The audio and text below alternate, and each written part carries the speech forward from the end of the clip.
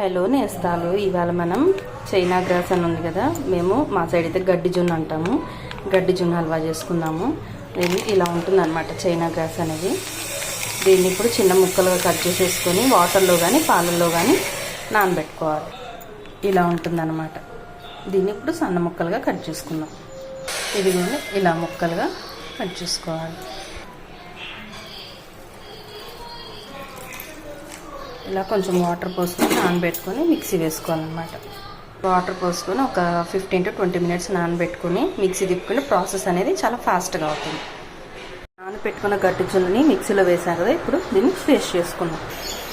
Mixie చేసుకున్నాక ఇలా కనబడుతుంది అనమాట మనకి. ఎందుకంటే ప్రాసెస్ అనేది తొందరగా అయిపోతుందని అనమాట, తొందరగా కరిగిపోతుంది. ఇప్పుడు ఆల్రెడీ బాయిల్ చేసుకున్న పాలు ఉంటే దాంట్లోకి ఇది వేసి మరిగించుకోవడమే.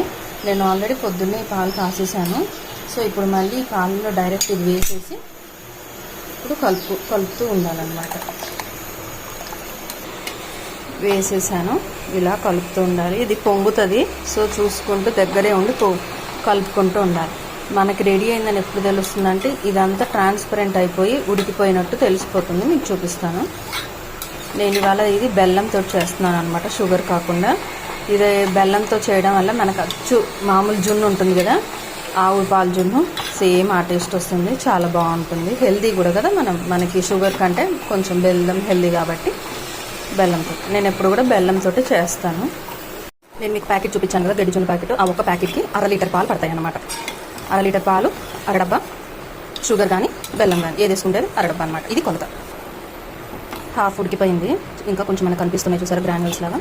ఇప్పుడు మీకు కావాలంటే డ్రై ఫ్రూట్స్ వేసుకోవచ్చు. నేను బాదము కాజు కలిపి ఇలా చిన్నగా గ్రేట్ చేసుకున్నాను అనమాట. ఇప్పుడు ఇవి యాడ్ చేస్తున్నాను ఈ మూమెంట్లో. లేదా చిన్న ముక్కలుగా వేసుకున్నా కూడా బాగుంటుంది, తినేటప్పుడు మధ్యలో పంటికి తగులుతూ బాగుంటుంది. నాకు ఇలా కొంచెం నచ్చుతుంది అనమాట, ఇలా గ్రేట్ చేసుకుని వేసుకుంటే. ఇది ఇంకా ఉడికే టైం లోపు ఈ బాదము కాజు కూడా ఉడికిపోతాయి అనమాట. ఇది పాల డబ్బా అనమాట. మేము రైస్కి కానీ దేనికని ఇది వాడతాము. పాల డబ్బా ఇలా హాఫ్ బెల్లం అనమాట. చూసారా ఉడికిపోయింది, పాలు కూడా ఇలా చిక్కబడిపోయినాయి.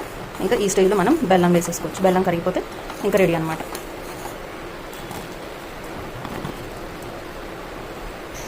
బెల్లం వేసేసాను. ఇంక ఇలా కలిపేసుకొని బెల్లం కరిగిపోయాక మనం ఏదైనా ప్లేట్లో కానీ గిన్నెలో కానీ పోసుకుంటే కేక్ లాగా తయారైపోతుంది. ఇది కూడా బెల్లం కరిగిపోయింది చూడండి, ఎక్కడ కూడా బెల్లం కనిపించట్లేదు. ఇప్పుడు మనం దీన్ని ప్లేట్లో కానీ ఏదైనా చిన్న గ్లాసెస్లో కానీ పోసుకుందాం. నేను ఇప్పుడు ప్లేట్ రెడీ పెట్టుకున్నాను, దాంట్లో ట్రాన్స్ఫర్ చేసుకోండి. దీని కింద నెయ్యి రాయడం అలా ఏం అవసరం లేదు. వన్ స్కూల్ అయ్యాక వచ్చేస్తున్నాను. పోసేసాను. ఒక 4 hours దాకా కలపకుండా మనం పక్కన పెట్టేసుకోవాలి. ఇంకా నాకు కొంచెం మిగిలింది, చూద్దాం ఎన్ని గ్లాసెస్లో వస్తుంది. ఇలా గ్లాసులో పోసుకుని తింటే కూడా సూపర్ ఎన్నిగా ఉంటుంది.